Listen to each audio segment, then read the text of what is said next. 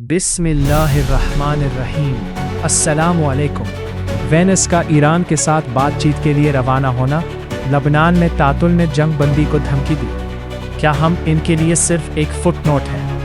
अली ने जब सुना कि अमरीकी नायब सदर पाकिस्तान जा रहे हैं ताकि ईरान के साथ अमन की बातचीत कर सकें, तो उसने अपने हाथ में पकड़े हुए टूटे हुए खिलौने को देखा।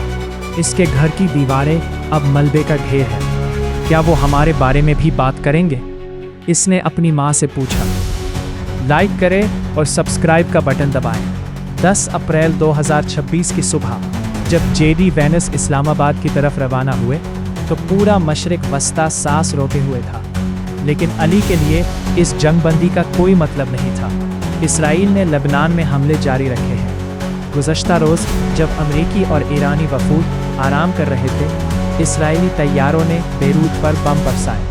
कम से कम 250 अफराद हलाक हुए। ईरान का कहना है कि ये जंगबंदी लबनान को भी शामिल करती है। अमेरिका और इसराइल कहते हैं कि नहीं।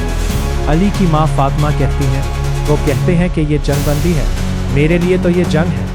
अब्दुल्ला 75 साल के हैं। वो कहते हैं, मैंने सोचा था कि शायद ये आखिरी बार होगा, लेकिन मैं गलत था। यूनिसेफ का कहना है कि मार्च 2026 से लबनान में 600 से ज़ायद बच्चे हलाक या ज़ख्मी हो चुके हैं।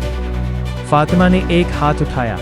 मैं इनसे पूछना चाहती हूँ, क्या आपके बच्चे स्कूल जाते हैं? क्या आपको पता है कि मेरा बेटा कल रात सो नहीं सका? शाम होती है, फातिमा अपने बच्चों को सुलाती है। अली अब भी अपने टूटे हुए खिलौने को देख रहा है। क्या कल बेहतर होगा? वो पूछता है। इसके लिए ये सवाल अब भी बगैर जवाब है।